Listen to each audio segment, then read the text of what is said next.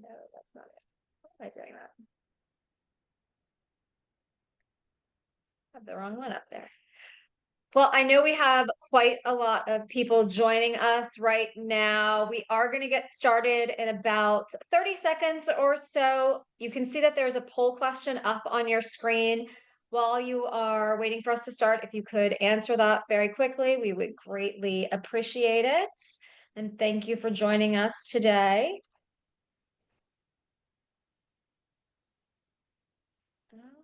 Okay. Well, I know we're going to have more people join over the next couple of minutes, but I do want to welcome you to today's Environment and Energy Leader webinar sponsored by Cordy. My name is Jessica Hunt, and as one of the owners of Environment and Energy Leader, I welcome you to understanding environmental compliance, overcoming challenges, and enhancing business. Before we really dive into why everybody's here, the content, I do want to go over a couple of items with all attendees. As always, this event will be available on demand later today. You can either use the link that you are using right now, or you can head on over to E&E Leader's website to the events tab, and you will be able to watch this on demand. The resources that you see in your resources tab, your widget at the bottom of the screen, those are only available during the live event. So please take advantage of looking through them during today's presentation or before we close everything out. We always get questions about the presentation. I will be uploading a copy of the slide deck for all attendees, and I will be sharing it through our chat before the top of the hour. And I'll set other reminders during today's event for those who are joining late. We are really thrilled to welcome people from all over the globe today. And during today's event, we are also going to have a few poll questions similar to the one that's up here now. They will be multiple choice though.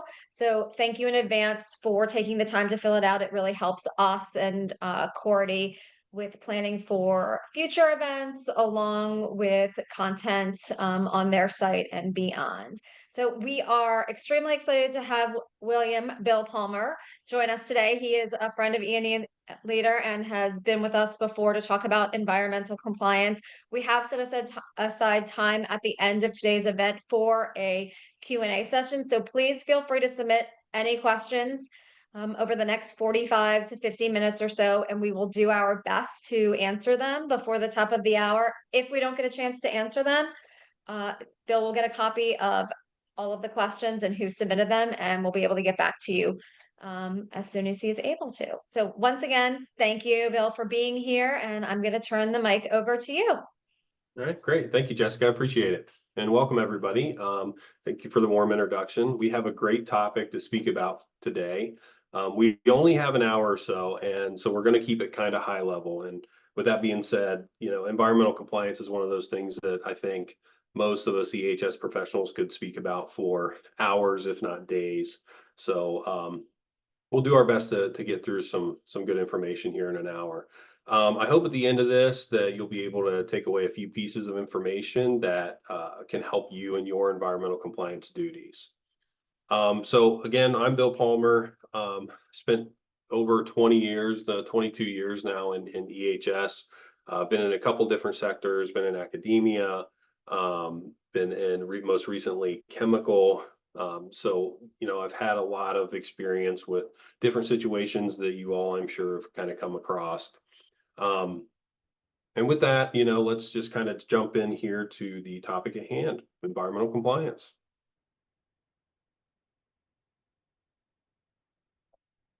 Okay. So what we're kind of going to go over today is we'll, briefly discuss, what is environmental compliance, the ABCs of it, just the very basic things. We'll talk about some common stumbling blocks that I've seen people have with environmental compliance, and then some consequences of kind of ignoring some of those consequences or those stumbling blocks. And then we'll talk a little bit about some compliance tactics. So what are some really good practices or some things that I've seen in my past that could help you in your journey as well. And then we'll talk about adopting some smart compliance practices that can potentially boost your business. Okay, so let's talk about environmental compliance. So, starting with the basics, what is environmental compliance? So it really involves businesses and organizations to ensure that their practices, including the use of resources, waste management, emissions, and other environmental impacts, meet specific standards set by local, national, and international environmental agencies. The goal is to minimize harmful impacts on the environment, protect public health, and avoid any legal penalties or non-compliances like fines or sanctions like that. So that's really the overall goal here. Um, Environmental compliance does cover a really broad range of areas. So, we have air and water pollution prevention and control, proper handling and disposal of hazardous and non-hazardous waste, universal waste, management of natural resources. You have chemical and pesticide regulations, which chemical really splits, it kind of straddles that line, 1 foot in environmental and then 1 foot in the safety realm too. You have to have compliance with your emissions guidelines. So your air permits, we have to make sure we're compliant with that. And fulfillment of your reporting requirements, which anybody who's an environmental professional right now, you're smack dab in the middle of preparing for all of your reports here due March 1 or March 31st. And then at least you get a little bit of a break before you move on to TRIs here in the summer. So, all right, the ABCs of environmental compliance. So there's a lot of different sections that you really have to hit with environmental compliance. So first is legal and regulatory requirements. So adhering to environmental laws and regulations is mandatory for business. And compliance really helps avoid those legal consequences that including fines, penalties, and then other legal actions that result from violations. Looking at environmental protection, compliance ensures that business operations do not harm the environment. So that includes, preventing pollution, conserving your natural resources, and ensuring biodiversity protection, which is really critical for sustainability development.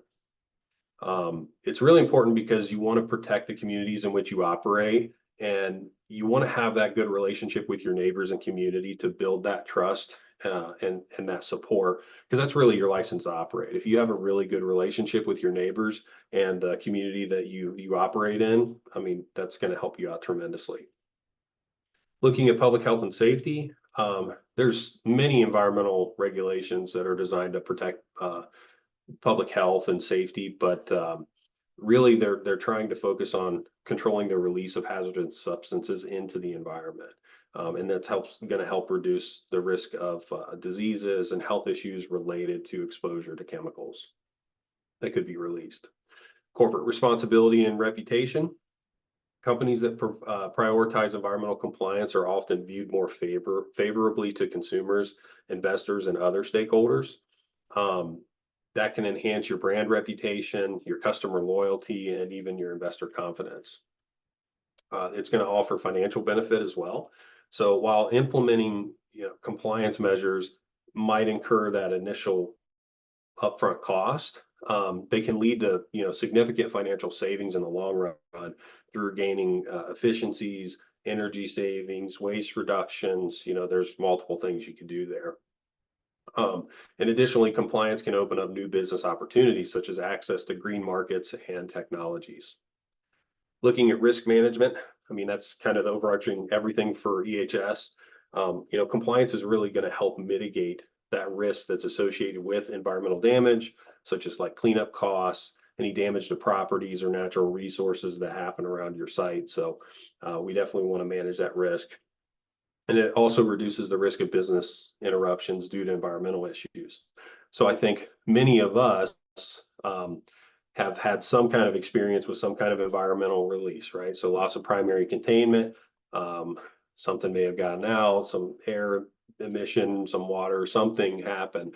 But usually if you got to hit that e-stop in the plant, your production's going down for, if not the rest of the day, at least for a good while until that's mitigated and figured out. So it's definitely, you want to manage your risk, and then also there's going to be some financial impact on that as well, shutting down. So and then enhance competitiveness. So by adopting some advanced environmental practices and technologies, companies can stay ahead of the curve and meet or exceed regulatory regulations, which we're going to probably talk about a little bit later, is how, I've kind of done that a little bit in my past and how that's really helped us become compliant. So,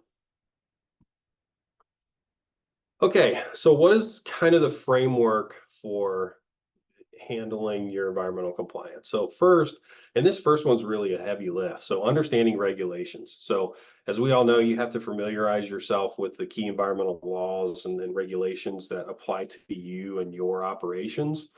Um, and that's really the foundation of your compliance. And this can be very hard because during your day-to-day interactions, you could have uh, an accident happen that you're having to deal with. You could have an environmental release that you're dealing with. You could have a lot of contractors on site, and you have a lot of safe work permits to manage that day. There's plenty of things that take our time as EHS professionals, and understanding regulations can get pretty tough because there's multiple ways to kind of do that.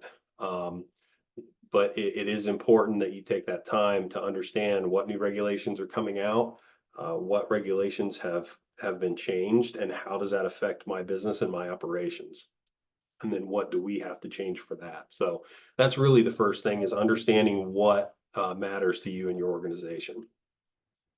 The other thing is we want to identify impacts. So um, you want to assess the environmental impact of your business activities. So we want to look at, how much water are we using and how much are we actually sending to the POTW, and is that within permit requirements, right? How much waste management do we have, or how much waste are we generating on site?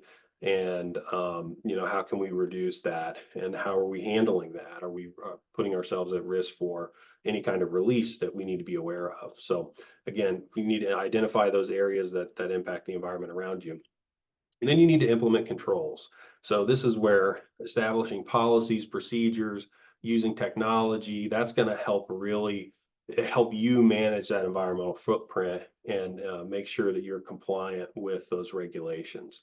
And those controls, in my experience, those controls are always constantly in flux. You have a good policy or procedure, or corporate work instruction, whatever you want to call it. You have that and it's been working pretty well, but then something happens that you kind of identify there's a gap in there and you need to address it. So you're going to, constantly be evaluating those and updating those and reducing your risk along the way. And then one of the most important things, you have to monitor and report. So continuously tracking environmental performance is very, very important. You have to do that a lot of times for like reporting that we talked about earlier that you're kind of in the middle of doing right now. Um, you want to track that environmental performance, and that's going to demonstrate how good you're doing in those programs that you have set up. So how much waste am I generating? How does that affect what laws does that affect? So, are we a large quantity generator? Are we still a large quantity generator based on what we're generating? How do we manage that? How do we reduce costs there? How do we maximize our shipments? That kind of stuff. So you definitely want to monitor and report.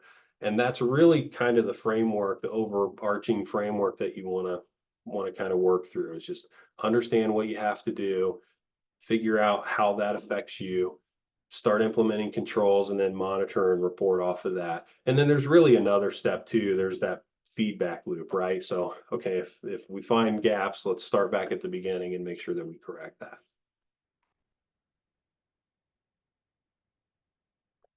Okay, and this gets us to our first poll question here. So the question is, you should have yeah, there it is, poll popped up. So how does your company primarily manage environmental compliance? Do you have manual systems? Do you have basic tools like email or share drives that you use? Do you have a in-house, SharePoint DIY solution? Do you use software providers, or do you not have a formal process in place? So we'll give you guys about 30 seconds or so. To answer that, and we'll move on.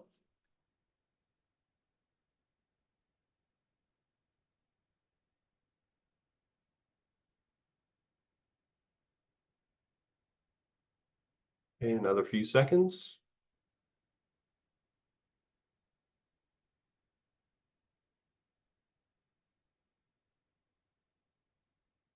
Right.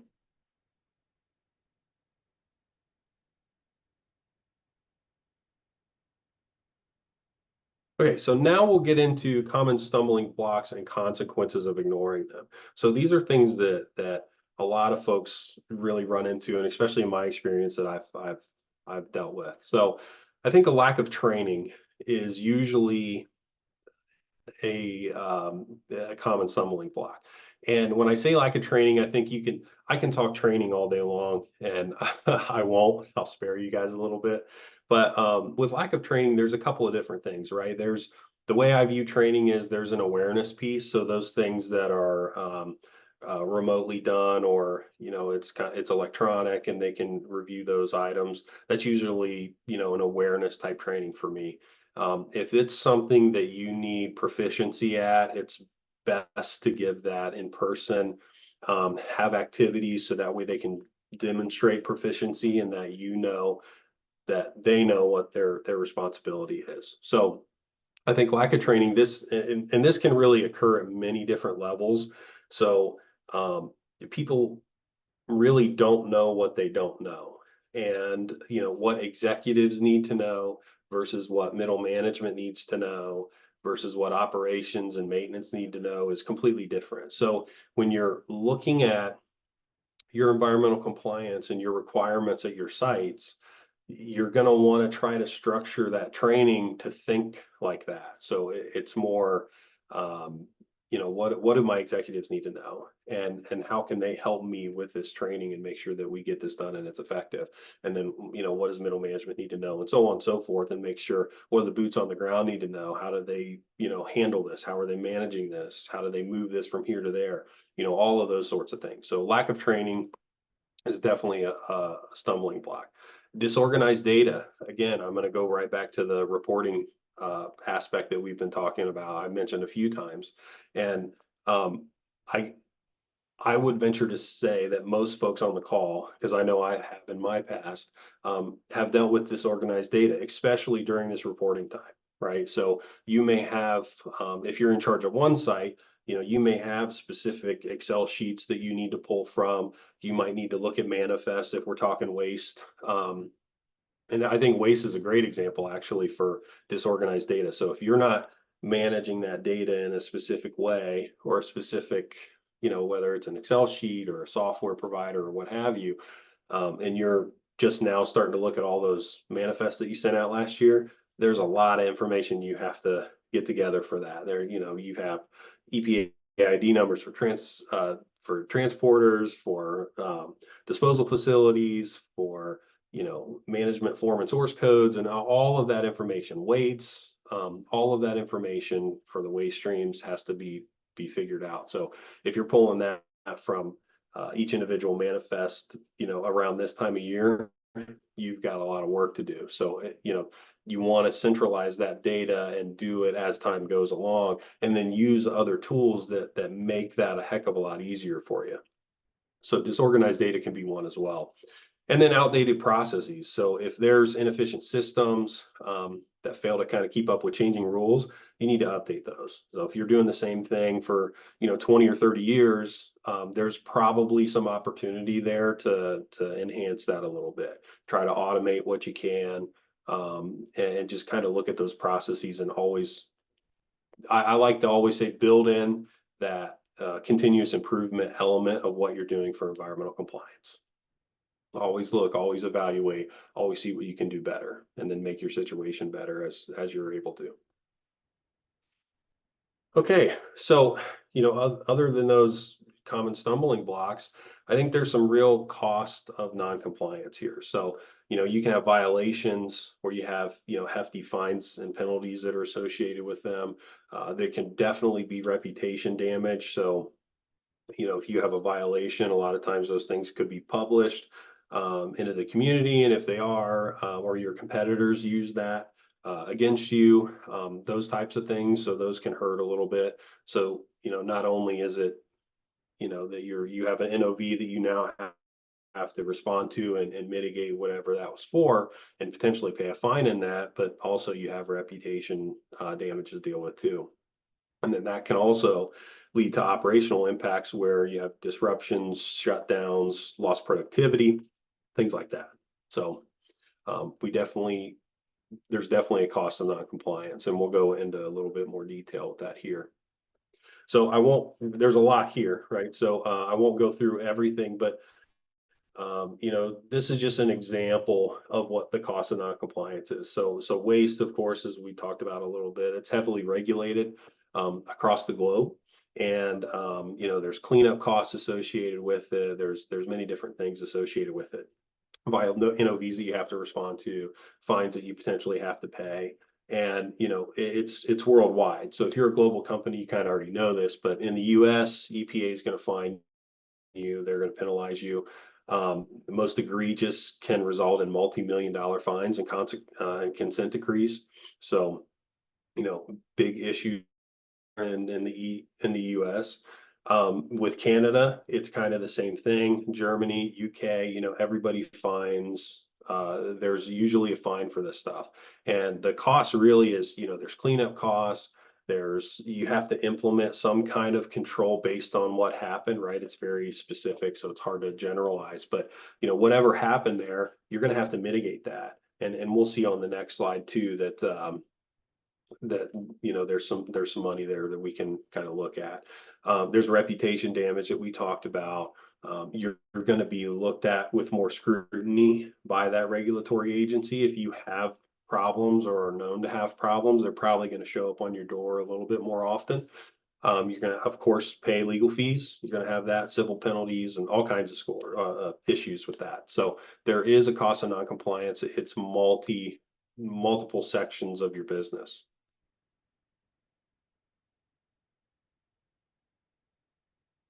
Okay, so here's kind of more in fiscal year 2024, EPA, they kind of ramped up some civil enforcement cases, and they did just over 1,800 civil enforcement cases in 2024.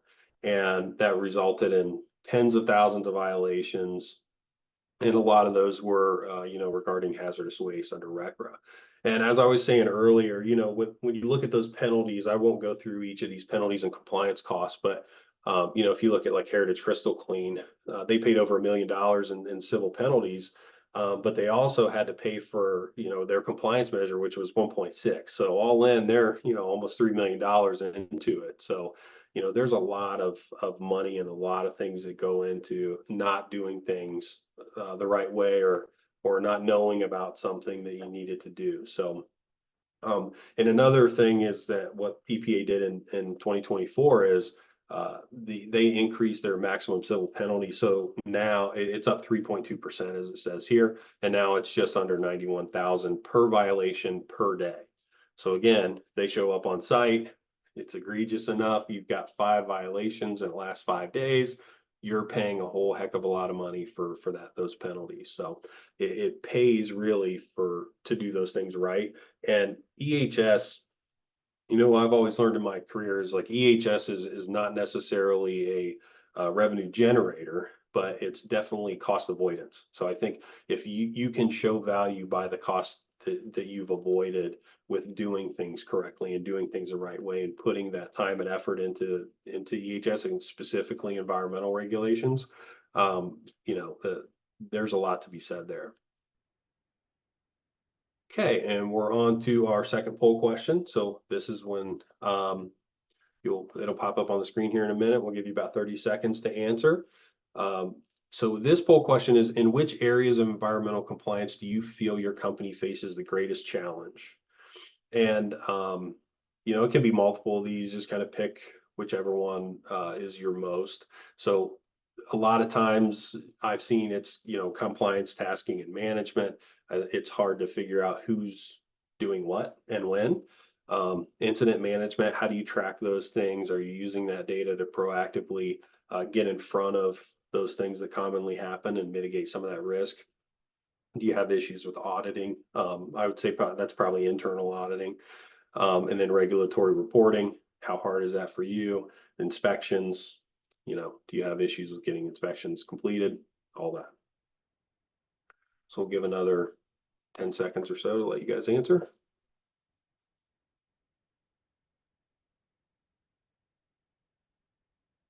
All right, go ahead and move on here. All right, so now let's get into some compliance tactics. So what can we really do here to help with some of those uh, pitfalls that we talked about? So really, there's many ways that you can do this, but overall, you have to assess current state, especially if you're new into a company or new to a role. I think it's important to really evaluate what that current programs and what those gaps are initially. So that's really important. You're going to have to find basically all the skeletons in the closet, if you will, and figure out where those things are and understand your risk so that way you can effectively mitigate it.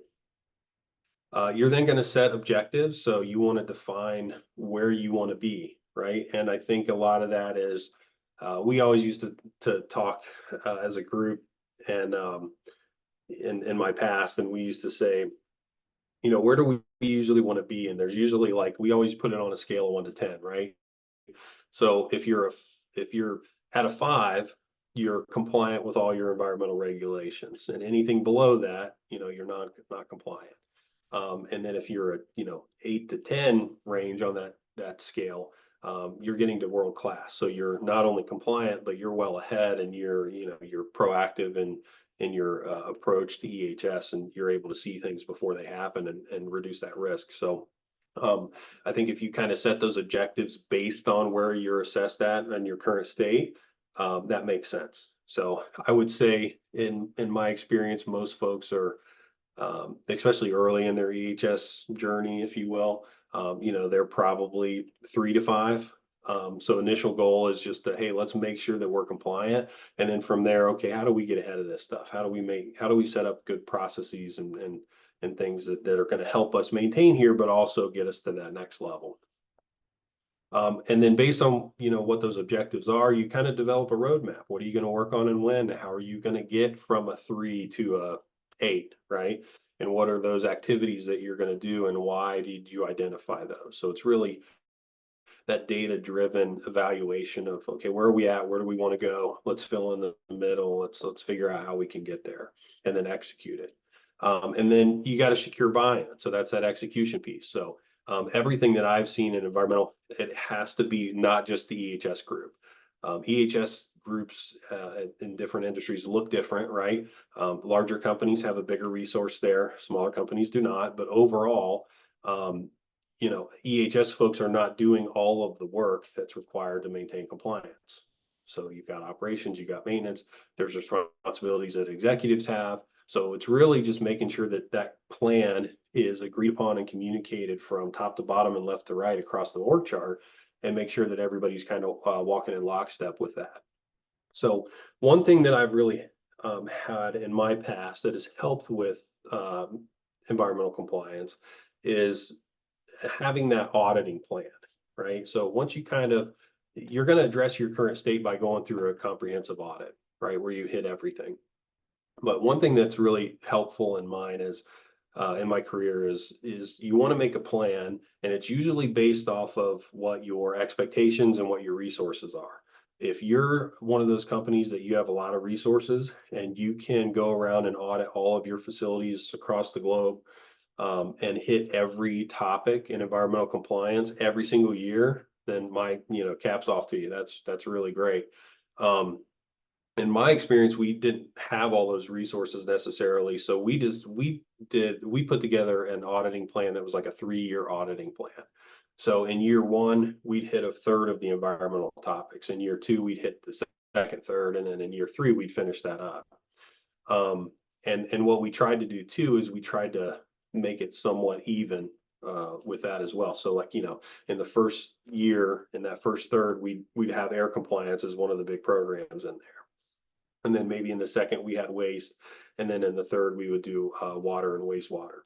So we kind of tried to level a lot of that out, not put them all together because there's a lot of regulations depending on what your business operations are. Those things can get pretty complex pretty quickly. So you got to have time to make sure that you're assessing it, make sure you're looking at records, you're documenting your findings and OFIs, opportunities for improvement. And then making sure that you come up with a plan of, okay, well, we had these findings. How are we going to correct those? We had these OFIs. how are we going to put in, CAPAs? How are we going to corrective action, preventative action? How are we going to fix this? And who's going to do that? And when are they going to do that? So that's something that I think is very beneficial, is setting up that internal auditing plan that is kind of walks in lockstep with your management plan, whatever that is. If you have, if you're ISO 14001, if you're RCMS, or you have another framework that you follow under for your management system, just make sure that your auditing plan, kind of follows that, and then make sure that you kind of go through all of those things at your site. So I think that's really important to have that plan and go through that. What can compliance software actually help you with? So again, these are a lot of things that I've seen. Regulatory library, when we talked about that overarching, that heavy lift of staying up to date with changing regulations and what's coming down the pipe, what's new, what's in the Federal Register right now that we need to review. All of those things, it's hard to stay up to date with. So if you're looking at, EHS compliant software, that's one of those things that can help automate some of that. So staying up to date on those current rules, what does that mean to you, or what has really changed, or what's new? And then how does that affect your business, and what do you need to change in your programs to make sure that you show compliance with that new rule or that changed rule? So that's something you'll want to look for. Compliance calendar. Again, I kind of mentioned it earlier with, there's many different things that pull on our time as EHS folks day to day. And if you have that compliance calendar and visibility to that compliance calendar, I think it's really, really important to have something like that. So that way everybody knows who's doing what, when are they doing it. If something gets pushed because of some unforeseen thing, it's still there. It can be rescheduled. It can notify you. You can maintain your compliance with those activities that you have to get done with a compliance calendar. So that's important. Auditing management. Again, I just talked about that auditing plan. Internal audits are really important because you can find those issues that you see your company struggling with, and then you can evaluate, okay, well, what processes governs that? And how are we failing with that? How can we make that better? Is there additional training that we might need to do? Is there a different way that we can attack this? So auditing really helps you identify those things and then put together those corrective actions to help mitigate that, so you don't have that in the future. And eventually, when if you're a company that's just starting out with internal audits, that's something that's going to be pretty heavy at the beginning. You're going to have a lot of findings, probably a lot of OFIs that you have to deal with. But as time goes on and you develop that really good cadence with everything, and you're looking at it, and people understand their responsibilities and what needs to be done and when, then it obviously gets much, much better, and you can focus on some other things too. Incident reporting is really important. So there is, I think everybody's really heard of the Heinrich Law, but if you haven't, it basically says that for every severe incident or accident that happens, there's 29 minor accidents that happen, and about 300 near misses happen. So that's kind of the ratio. So it's like 1 to 29 to 30, or to 300. And you really want to use, when you look at incident reporting, you really want to go, you have to start with the reactive. So what's happening now? We need to report that incident. We need to use that data. We need to find the root cause of that, and then put in corrective actions to make sure it doesn't happen again. That's the reactive piece of it. But you really want to try to get to the proactive piece and getting above that 5, if you will, and start looking at near misses, right? So, okay, if we have a good culture with reporting near misses, what is happening? Do we see commonalities? Is there certain areas that we see a lot more near misses? Are there certain subjects? Are people leaving ladders out unattended? Are they? Is there tools laying around everywhere for slips, trips, and falls issues? Is there, whatever it could be? You want to report those things so that way you can actually address those and mitigate some of that risk. So incident reporting is really, really important there. And of course, permit tracking. We're talking environmental compliance. Everybody's got permits. You've probably got wastewater permits. You probably have drinking water responsibilities if you have a drinking water supply plant. You're going to have air permits, things like that. So ensuring that you're complying with those permits, you're tracking that information, and ensuring your renewals are filed on time. Most of those things have, 6 months prior to the expiration date. You have to send those things in. So, making sure that you have some kind of system that's tracking that is going to be super important as well. And, another piece of this is your environmental compliance culture. And I always like to say that a company has its own culture. There's not necessarily an EHS culture, if you will. There's a company culture, and whether EHS is a part of that culture or not, that's where the difference is between companies, right? So there's many different types of environmental, how you can adjust or correct that environmental compliance culture if you need to. But leadership is a massive resource that you can leverage. If you get your leaders on board and everybody's talking the same talk and walking the same walk, and hey, these are our priorities and this is how we're going to execute it. When you show up to execute that plan, it's kind of known for everybody. And any time that you go out for auditing or anything like that, that you're pulling time away from, operations and maintenance to ask them questions. You're pulling away time from the site EHS folks that are maintaining a lot of that data, and they have to answer a lot of questions. And then obviously there's the back end of it. So once the audit's over, the real work begins, right? Because then you have to put in those corrective actions. And you have to document what are you doing, why are you doing it, who's doing it, all that kind of stuff. So having leadership be a part of that and making sure that they're speaking that message is very important and very successful for managing effective environmental compliance culture. Having consistent training, all levels of the organization need to be made aware of the needs of the EHS program. Because again, EHS folks don't necessarily do everything that's required by our rules and regulations. Operations may do some stuff, maintenance may do some stuff, management may do some stuff. So having everybody kind of trained on that, and that comprehensive training program that's designed specifically for their groups is going to be helpful with that message as well. And then measure and report. You have to track your key compliance metrics. And a lot of these you obviously are going to have to track your permit conditions and your, whatever you're regulated by.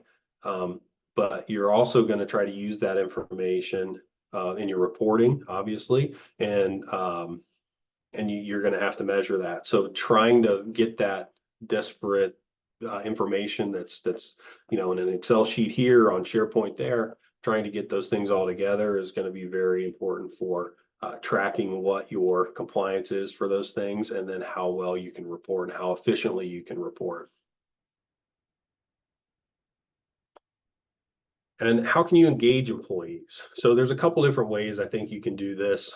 You can have awareness campaigns, so you can have education on different compliance initiatives. So if you have identified certain areas that you guys need to really improve upon, it's something that you could say, hey, we're going to put together this awareness campaign, and we want to let everybody know, these three things. And then you develop that plan of how do we make sure that they understand those three things and then what those are.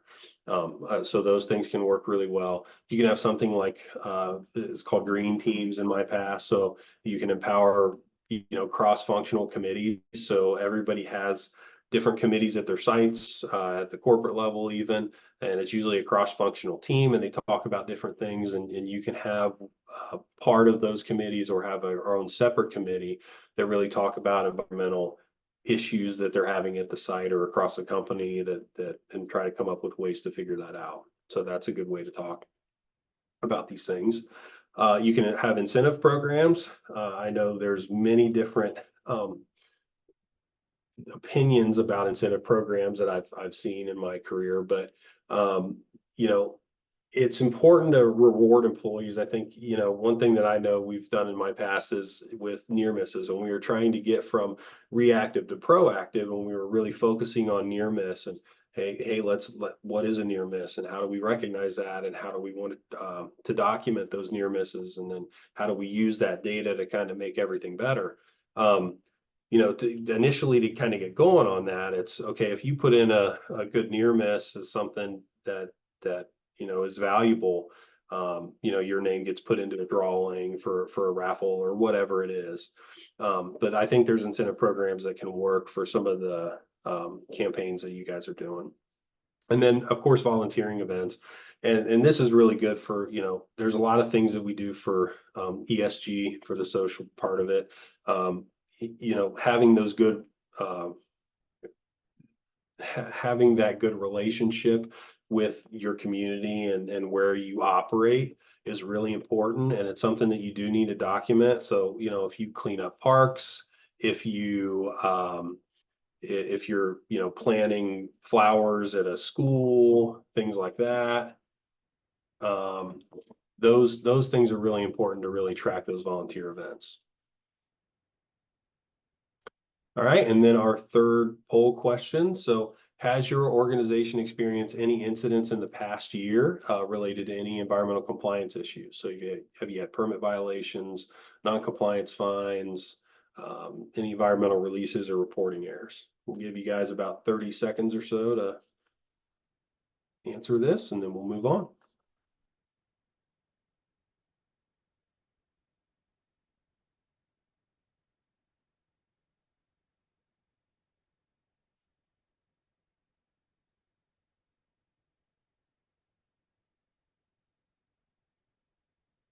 Okay.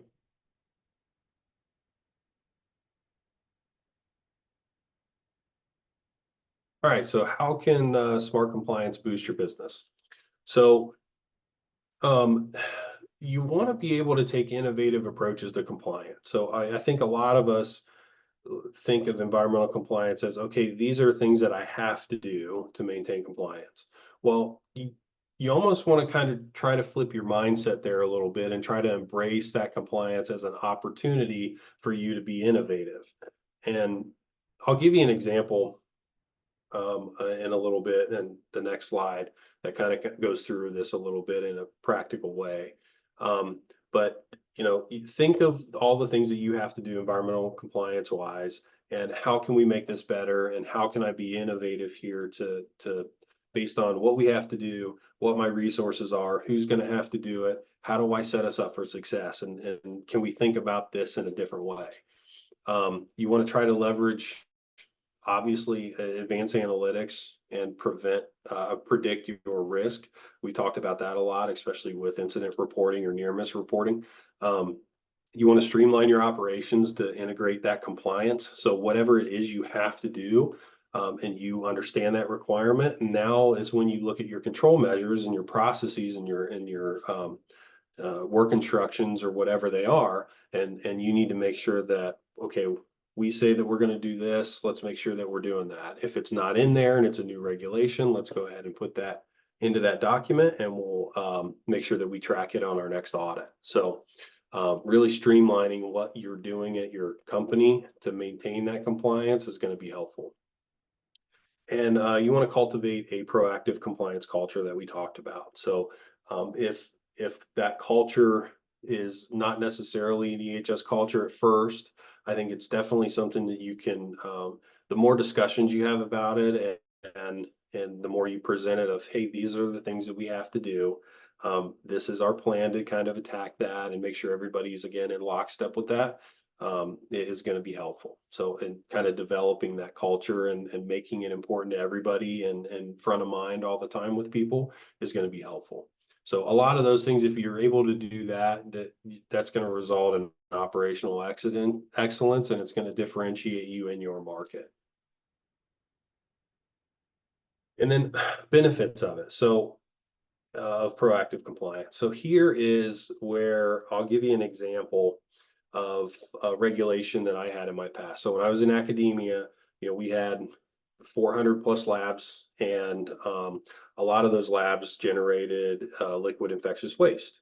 And one of the rules to be a chemical treater of liquid infectious waste was you had to have a 15% total volume bleach solution, in contact with that liquid infectious waste for at least 20 minutes, so contact time of 20 minutes or more, and after which you could then dump it down the drain with copious amounts of water. So basically, you're chemically treating this. Well, there's a lot in there to kind of unravel, right? So there's a 15 number, there's a 20 number. Um, and a lot of times, every quarter, the county health district and once a year, the EPA would be with them. They would come in and they would basically go to all of those labs that treat liquid infectious waste. And they would ask them that question, tell me how you treat your liquid infectious waste. And a lot of times, if you've ever been to an academic lab, there's new people in there all the time, right? People graduate, new people come in. It's a revolving workforce, if you will. And it's really hard to make sure that everybody kind of knows all the information they need to know. So, eventually I think we saw a lot of people getting numbers switched. So they would say 20% total volume bleach solution for 15 minutes. Well, technically that was a violation of the rule because it didn't have enough contact time. So even though you had more on the concentration piece, it didn't have enough contact time, and that would have been a violation that we would have then had to have conversations with that person. We'd have to respond to the notification from the health department and send that back. So there's a lot of time there, a lot of retraining and everything else. So what we decided to do is we came up with what we call the 2020 rule.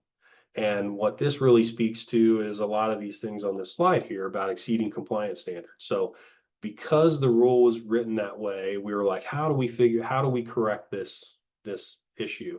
And basically it said, let's just make it 2020. Everybody's heard of the TV show 2020, only one number to remember. Pretty easy, right? So we rolled out this campaign where we told everybody you're going to have now a 20% total volume bleach solution for a contact time of 20 minutes. Then you put it down the drain with copious amounts of water. And after we did that, our notice of violations for those things went down to virtually zero. We had really no issues. Everybody was able to remember that. We made little flyers that we hung up on their biosafety cabinets. So again, just by thinking innovatively about, okay, what is it that I have to do? What is our problem? And how do we make this easier for everybody? That exceeded the compliance standards. And honestly, the health department and EPA loved us for doing that because they thought it was really innovative and we were really the only ones that were doing something like that. So we were able to exceed the compliance standards. We reduced our business risk because we weren't having notice of violations, and they were able to understand, not only be able to, kind of spout that information back to a regulator, but they were also able to remember that for when they were actually practicing when no one was watching, right? So how do I handle this material? Oh, this is how I do it. So it became more effective there. It enhanced our brand reputation. Like I said, they absolutely loved us for thinking of that and putting that campaign together. It helped drive innovation, and honestly, it did help us save costs because we weren't wasting time or spending time, I should say, with responding to notice of violations and retraining people, and constantly kind of following in that circle all the time. So that's one practical way to do it. So think about, as you look into your regulations moving forward, think about what it is that you have to do. What is the rule, and how are you struggling with that part of the rule? And then how do you make that better? What is a different way to look at that? How can I be innovative to kind of, make sure people are educated, but also reduce our business risk? So that's an example that you can use too. All right, so some of the key takeaways from today. You want to have strategic compliance. So you want to be very strategic about what it is you have to do in environmental compliance. You want to enhance your brand reputation, and overall, you want to reduce your risk. You want to utilize technology as much as you can. So embrace some kind of compliance software and technology. Automate as much as you can. I would say that from my personal experience. A lot of that data, if you can get that automated and put into a certain area for you to use later, that's going to be great for you. And it's going to help simplify those regulations that you have to be compliant with. Cultural commitment, continually work on that strong culture of compliance. So the more you get out, the more you talk to people, the more they understand the why and the what. And that's driven from the top down, and the bottom up, really. And everybody's kind of bought in with this. That's going to help you tremendously. So having that cultural commitment is going to make your environmental compliance way easier for you. Being proactive is going to pay off for you as well. So if we're more on the proactive side, like we talked a little bit about near misses versus incident reporting. So if we're spending more time on our near misses and trying to find commonalities there, and what issues are we having and how do we correct those things up front, you're being proactive there. Not only are you saving money and everything, but you're making your workplace safer. You're identifying areas of potential equipment failures. You're looking at areas of potential exposures. So you're keeping your workforce safe, which is the overall goal. You're keeping your community safe that you're operating in. So being proactive as much as possible and getting to those leading indicators and not lagging indicators is going to take you to that next level. And then always have that continuous improvement mindset. I'm really big on that. You always want to continually improve your situation and where you're at. Even if you're at a 3 on that environmental compliance spectrum that we were talking about earlier, and you're wanting to get to, at least a 5 and then get to 7s and 8s and things like that afterwards. I think you always want to look at what are we doing, what's effective, what's not effective, what do we need to spend our time in and pivot, and then make that roadmap and develop that out and just work that problem one at a time. And eventually you'll get to the end where you've mitigated a whole lot of risk. So, and then finally, our last poll question here. So are you currently considering or planning to implement some kind of software solution to improve your environmental compliance? We'll take about 30 seconds or so.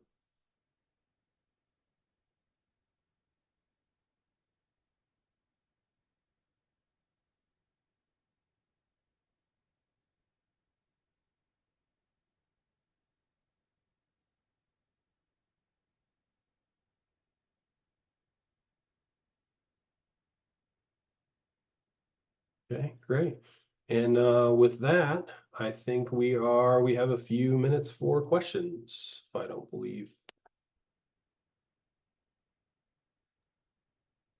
Let's say yes, we do. We have quite a few questions that have come in, and I can tell you right now, we are not going to get to all of them today. But before we jump in, I do want to thank our attendees because this has definitely been the most active participating group of individuals uh, that have responded to poll questions in a long time. So we thank you for that. It definitely helps us plan, and I know Bill will be excited to look at all of the answers to those questions too. So let's jump in. What do you think about implementing an environmental management system to streamlining the reporting process and mitigate risks? So have you already worked with other companies that have them in place? And how does it kind of work with the software? Yeah, so I think it's really your management system is what you've decided. So if you're talking about an environmental management system, I'm thinking management system like responsible care in the chemical industry, or I'm thinking of like ISO 14001. So if that's kind of where we're going, like that's kind of your management system, and then you build in your compliance and everything off of that. So it's basically that whole purpose of say what you do and do what you say. So when I think of management systems, I think of auditing, and usually there's some kind of corporate work instruction, or there's some kind of document that says, hey, in this area, we're going to do these, 10 things. And that's basically, we're going to say what we do. Okay, now show me the evidence that we're doing what we say. So then now we're gonna leverage our tools. So is that our compliance software that we're using? Are we evaluating incidents? Are we looking for root cause and applying those CAPAs to them? Did we have loss of primary containment, right? Are we having environmental releases in areas? And if so, how are we addressing those? And is that in compliance with what we're saying we're doing? So really, to me, and I hope I'm answering your question if I understand it right, but for me, there's a management system, You build your compliance into that management system, and then you say what you do and you do what you say. And you got to make sure that your document, your instructions for the business um, are written or clearly, and then you need to make sure that you take those instructions and then you can actually show how we're doing that. Because any given time, an auditor is going to say, okay, pull up this work instruction. And they're going to look and they're going to go, okay, that bullet point right there, show me how you're doing that. And you need to be able to pull up that information and say, oh, that's perfect. This is how we do that, and then show it. So hopefully that Yeah. was I think you answered what our attendee was asking. If not, feel free to follow up with another absolutely. question in the Q&A widget. So we had some other questions come in about small to medium-sized organizations, enterprises, and how those organizations are so strapped, not necessarily just for resources, monetary resources, but just manpower too. So Yep. when you're having conversations with these smaller, medium-sized enterprises, how are you able to relay to them that it's a cost-effective method to implement a system, for example, like Cordy has? Yeah, so um, there's many different ways. So your resources are what they are, and usually in small companies, the EHS component of that is very small. There may be one person for one site. There may be one person for multiple sites, right? Um, so they are what they are. So it's really a group effort, a team effort to try to, hey, what are our resources? What do we need to do, and how do we deploy those effectively? I think is a good conversation there. The other thing is about resources. I think there's always going to be a business plan for um, or a business proposal technically that you can make to justify resources or asking for additional resources when you need them. There's a site on the EPA that basically shows how much, what air regulations were actually given NOVs for and fines. And how much did those cost and what was that company, and they do it for waste and they do it for everything. So if you go out and you complete an audit at your facility and you say, hey, we have these major issues here that we've identified, you can look at the EPA's website and say, okay, well, these things cost these people this amount of money. So you can say, if they were to walk in today, it's going to cost us, $500,000 or whatever it is. So I think it might be worth to mitigate that operational risk, to add some resources here or there, or to add some kind of software that's going to help mitigate that, whatever it is. It's either people or software or something. I think you can definitely have that business case and that to show, hey, these are our issues. This is what it's going to cost us, and here's how we can fix it. No, I couldn't agree with you more there. And as much as I would love to stay on and continue this conversation, I feel like we could have an entire hour of just Q&A about this topic, and probably it would last even longer. But I do want to thank you. We've already received quite a lot of positive feedback from our attendees. Bill, I want to thank you for all the work you put in today's event. Again, it's always a pleasure to work with you and the team from Cordy. If you have additional questions, please feel free to submit them on the survey that's going to pop up at the top of your screen, or on your screen once we close out today's event. And if you aren't connected with him on LinkedIn or anybody else from Cordy and you'd like to learn more information, feel free to reach out to them at any time. And thank you again for being on with us. And this event will be available on demand within a few hours. So thanks again, Bill. And we look forward to the next event together. Great, absolutely. Thanks, everybody. Have a great day.